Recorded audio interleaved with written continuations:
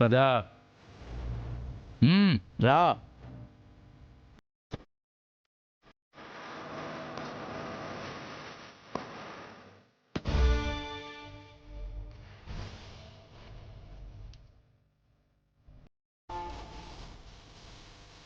ఇదిగో కట్టు బాబు.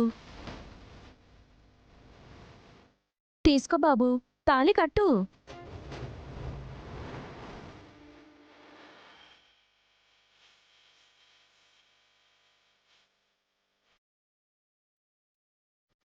పదా రా. ఇలా రామ్మా.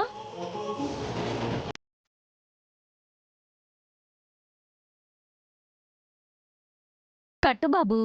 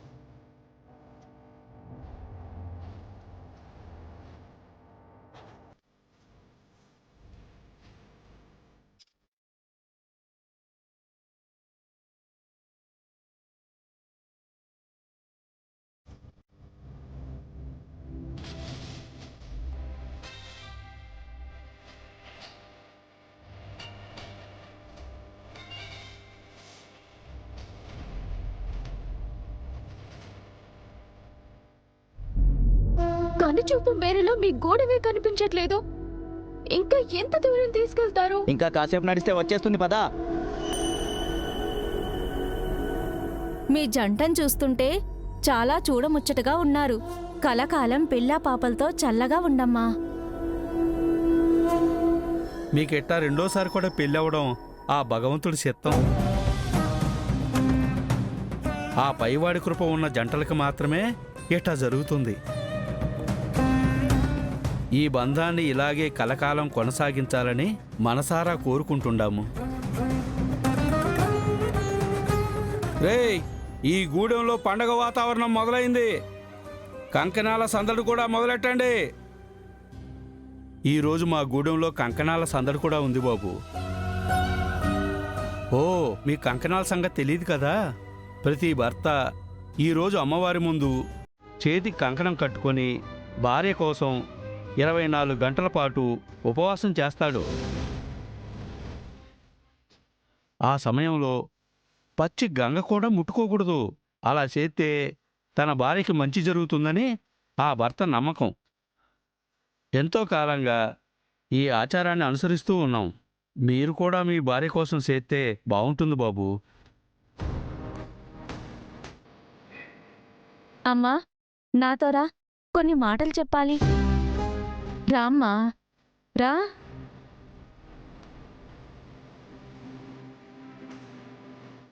మీ భార్య కోసం మీరు కూడా అమ్మవారి సమక్షంలో కంకణం కట్టించుకుంటారా బాబు? లక్ష్మి ఎప్పుడు చల్లగా ఉండాలి. తన జీవితం ఎప్పుడు బాగుండాలి. తనకు ఆ భగవంతుడి కటాక్షం ఎప్పుడు లభించాలి.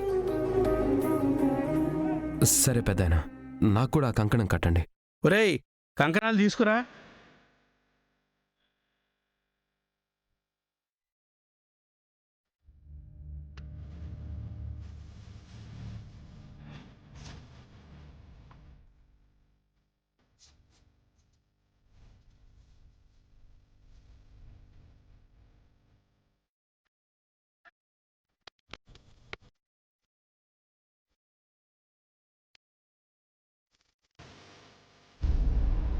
ఇదేంటి సడన్గా వసుధాని ఇన్వాల్వ్ చేస్తుంది?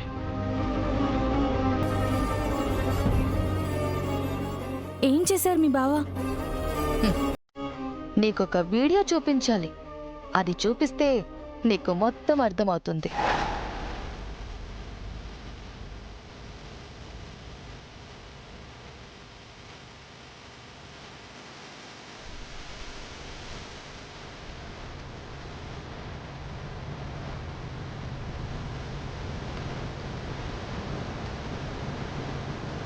కొంప తీసి ఆ వీడియో కానీ వసుధకు చూపిస్తుందా ఏంటి? ఏం వీడియో అంబిక? చూస్తే నీకే అర్థమవుతుంది. చూడు.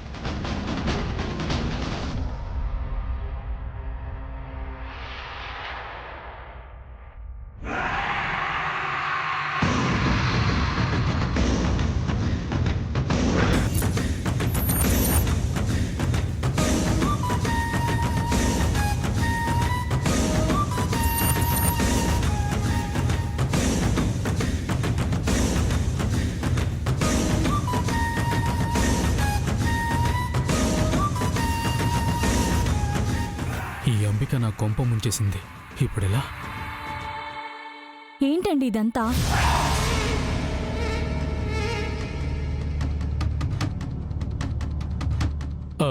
అంటే వసుధ, అది లక్ష్మి అది లక్ష్మియా? మధ్యలో లక్ష్మి గురించి ఎందుకు మాట్లాడుతున్నారు?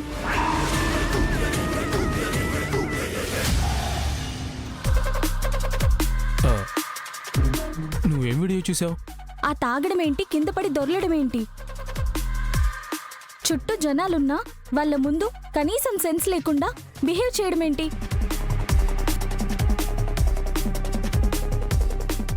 చిచి, చాలా చండాలంగా ఉంది.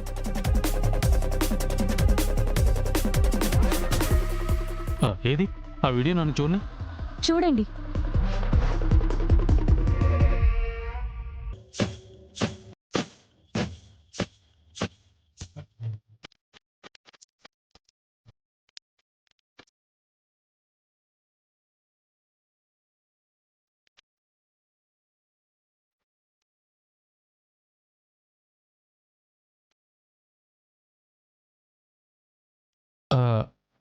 అంటే వసుధాది ఫ్రెండ్స్ అది పార్టీ అంటేనో కాస్త ముందుకుపోయింది. అంతే వసుధా. ఎక్కువ అంటే మరి ఇంత ఎక్కువ? సోయి లేకుండా కింద పడి దొర్లేంత ఎక్కువ? ఈ వీడియో కానీ విహారీ చూస్తే ఇంకేమైనా ఉందా? ఇప్పుడు మీకు ఇచ్చే ఆ కొంచెం విలువ కూడా ఇవ్వడు. ఆఫీసులో కూడా మిమ్మల్ని అడుగు పెట్టనివ్వడు. ఇప్పుడు ఈ వీడియోని విహారీకి చూపిస్తావా ఏంటక్కా? ఎంతైనా నా భర్త కదా. నా భర్త గురించి విహారీకి నేనెలా చెప్పుకుంటాను? చూడండి, మీరిలాగే ఉంటే ఏదో ఒక రోజు విహారీకి తెలిసిపోతుంది. అప్పుడు నేను కూడా ఏం చేయలేను. అందుకే కొంచెం ఒళ్ళు దగ్గర పెట్టుకుని నడుచుకోండి.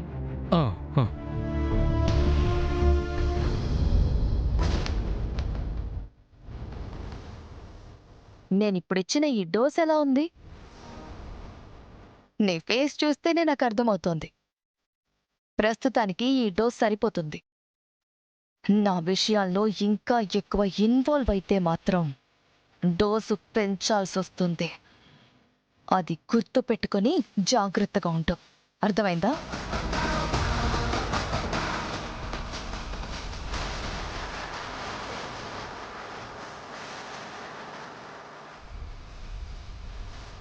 ఈ అంబిక పదునైన ఆయుధం. ఆ ఆయుధంతో ఏ జీవితాలను అడ్డంగా నరికేస్తుందో కొంచెం డీప్గా అబ్జర్వ్ చేయాలి.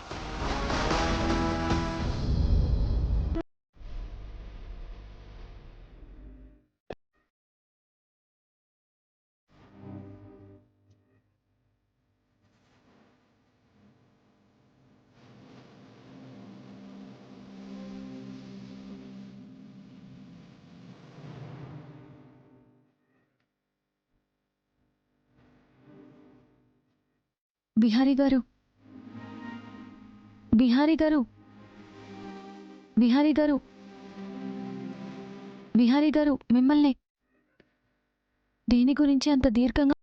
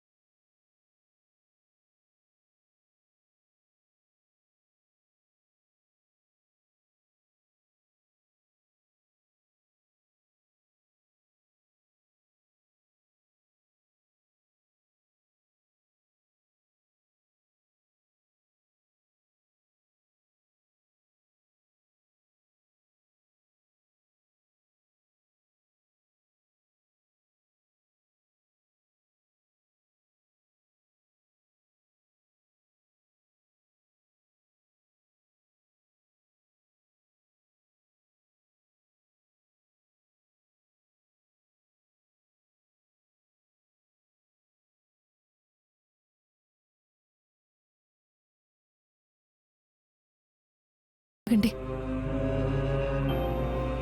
జీవితం అనే పుస్తకం మీకు మాత్రమే అలా ఉండదు, అందరికీ అలాగే ఉంటుంది.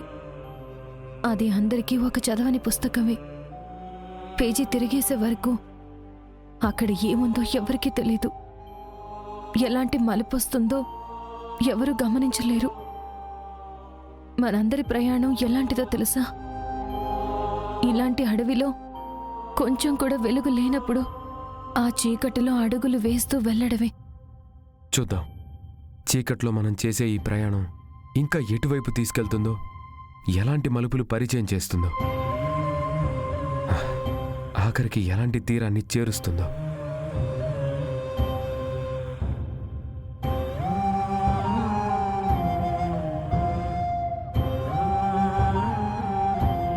ఇదంతా నా వల్లే కదా. కనక మహాలక్ష్మి అనే ఒక మనిషి మీ జీవితంలోకి రాకపోతే మీ జీవితం మీరు అనుకున్నట్టు ఎంతో సంతోషంగా ఉండేది. ఎలాంటి దిగులు లేకుండా, భుజాల మీద ఎలాంటి భారాలు లేకుండా ఎప్పట్లాగే అందంగా సాగిపోయేది. నా వల్లే కదా మీకిన్ని బాధలు, ఇన్ని కష్టాలు. కనక మహాలక్ష్మి, ఏంటిది? ఊరుకో. నీకు చాలాసార్లు చెప్పాను కదా, నీ వల్ల ఏం జరగలేదు. ప్లీజ్, దయచేసి నువ్వేం బాధపడకు, దాని గురించి మర్చిపో.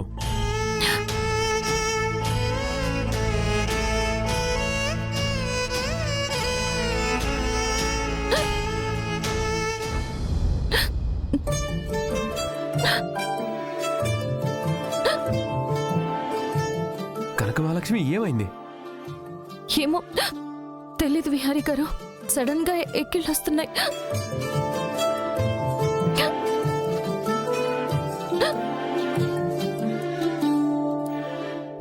కనక మహాలక్ష్మి, కొంచెం కంట్రోల్ చేసుకోవడానికి ప్రయత్నించవా?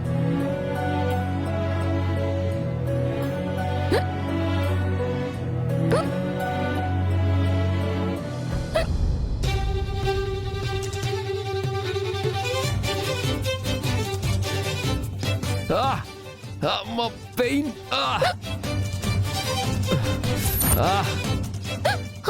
విహారీ గారు, ఏమైంది? నొప్పి. నా వల్ల కావటం లేదు కనక మహాలక్ష్మి. నొప్పి. అయ్యో, నొప్పిగా ఉందా? చాలా బాధగా ఉంది కనక మహాలక్ష్మి. అయ్యో విహారీ గారు, అమ్మబ్బా.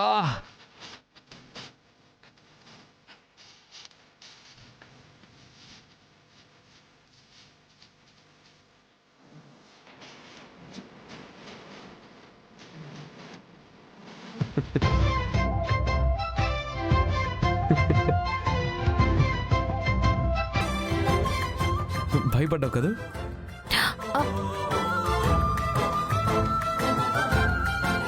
నాకు తెలుసు నువ్వు భయపడ్డావు అని చెప్పి. నేనేం భయపడలేదు. నువ్వు భయపడ్డావు, అది నాకు తెలుసు. ఒప్పుకోవచ్చు కదా, నువ్వు భయపడ్డావు కదా. హే, నువ్వు భయపడ్డావు.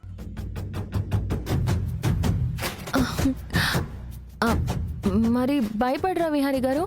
ఇప్పటి వరకు బాగానే ఉండి ఒక్కసారిగా అలా నొప్పి అని అరిస్తే భయపడరా? అయినా ఎందుకు ఈ నాటకాలు? మరి లేకపోతే ఏంటి? ఇంత అక్కడి నుంచి ఆకుండా వెక్కిళ్ళు వస్తూ ఉన్నాయి. అయినా తాగడానికి ఇక్కడ నీళ్లు కూడా లేవు. బా, నీ ఎక్కిళ్ళు ఆపడానికి ఇదిగో ఇంతకన్నా మించిన మార్గం దొరకలేదు. సంతోషించంలే. మీరు చేసిన పనికి నా ఎక్కిళ్ళు ఆగడం కాదు, నా గుండె ఆగిపోయేది.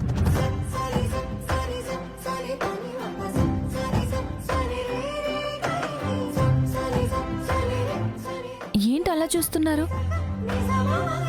ఏం లేదు. దురా, ఏంటి?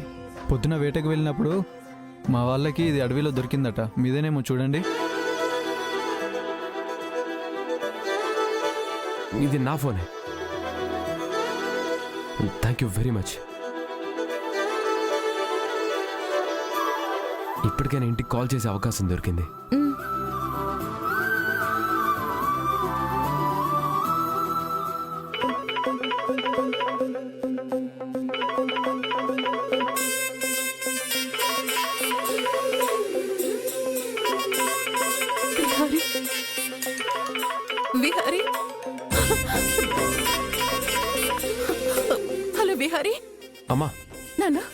ఎక్కడికి వెళ్ళిపోయావు నాన్నా? నువ్వేవైపోయావోనని ఎంత కంగారు పడ్డానో తెలుసా? అసలు ఎక్కడున్నావు? రాత్రంతా ఏమైపోయా? ఇంతకి లక్ష్మి ఏది? ఎక్కడుంది? లక్ష్మి కూడా ఇంటికి రాలేదు. అమ్మా అమ్మా ఒక్క నిమిషం ఆగమ్మా. నువ్వు కంగారు పడకు. నేను లక్ష్మి ఇద్దరం క్షేమంగానే ఉన్నాం. మేము కాసేపట్లో ఇక్కడి నుంచి బయలుదేరి ఇంటికి వచ్చేస్తున్నామమ్మా, సరేనా? నువ్వు మాత్రమే దిగులు పడకమ్మా. అమ్మయ్యా, నీకు లక్ష్మికి ఏం కాలేదు కదా? రాత్రంతా నీ ఫోన్ పనిచేయకపోయేసరికి, లక్ష్మి కూడా ఇంటికి రాకపోయేసరికి మీ ఇద్దరికి ఏవైపోయిందోనని చాలా దిగులు పడిపోయాను. మాకేం అవ్వదమ్మా, నువ్వు ధైర్యంగా ఉండు, మేము వచ్చేస్తున్నాం. సరే నాన్న, త్వరగా వచ్చేయండి.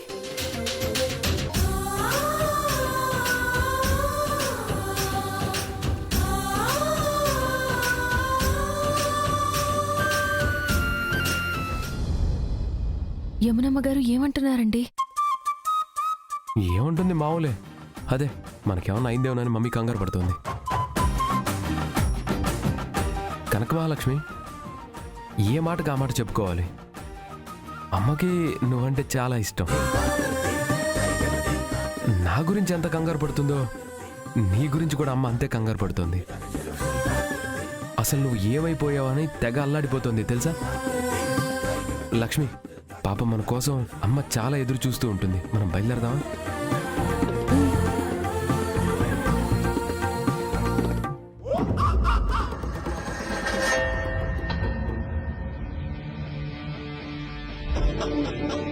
ఈ పిల్ల ఎవర్రా? ఎందుకు తోలుకొచ్చినారు? ఏం చేసినది? చాలా పెద్ద తప్పు చేసినది పెద్దయ్యా, అందుకే ఇట్టా తోలుకొచ్చినాం. ఆ అమ్మి అంత పెద్ద తప్పు ఏం చేసిందిరా? మన ఊరి పొలిమేరలో ఉన్న నాగతల్లి పుట్టని ఈ అమ్మి కాలుతో తొక్కేసినది. ఎంత అపచారం, ఎంత అపచారం! ఏంటమ్మా నువ్వు చదువుకున్న దానిలో అగిపిస్తున్నావు? అట్లాంటి పాడు పని ఎట్టా చేసావు? అయ్యో, నేను కావాలని చేయలేదండి, అనుకోకుండా అలా జరిగిపోయింది. ఆ మాత్రం దానికే వీళ్ళు నేనేదో పెద్ద తప్పు చేసినట్టు తీసుకొచ్చేశారు. ఏటి తప్పు కాదా? తప్పే, అది చాలా పెద్ద తప్పు. మేం మొక్కే సిట్టి తల్లి అమ్మవారిని నువ్వు అవమానించి చాలా పెద్ద తప్పు చేసావు. నిన్ను శిక్షించాల్సిందే.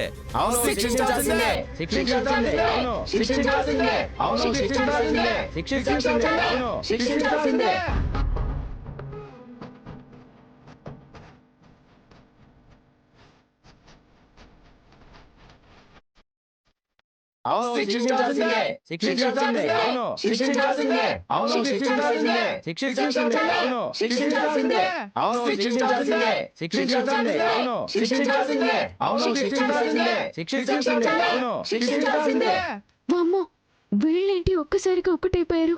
సినిమాల్లో చూపించినట్టు ఇప్పుడు నన్ను అమ్మవారికి బలి చేస్తారా? అమ్మ చిట్టి తల్లి అమ్మవారు, తప్పైపోయింది. నేను అనుకోకుండా తప్పు చేసేశాను. చూసుకోకుండా నా కాలితో నిన్ను తొక్కేశాను. దానికే వీళ్ళు నన్ను చంపేస్తానంటున్నారు. పెద్దయ్యా, ఇంకేం ఆలోచిస్తున్నావు? శిక్ష వేయండి. ఈ అమ్మి చేసిన తప్పుదానికి శిక్షగా మన అమ్మవారి కోవిల చుట్టూతా ఒంటికాలితో 3 ప్రదక్షిణలు చేయాలా. అదయ్యాక అమ్మవారి ముందు అరచేతుల్లో ఆరతి వెలిగించి ఆరతి ఇయ్యాలా. ఆ పిదప కోనేరు స్నానానికి పోయి 101 బిందెలతో నీళ్లు తీసుకొచ్చి అమ్మవారికి అభిషేకం చేయాలా. ఇన్ని పనులు చేస్తే నేను చచ్చిపోతానండి. తప్పు చేసినాక చావడానికైనా సిద్ధపడాలా?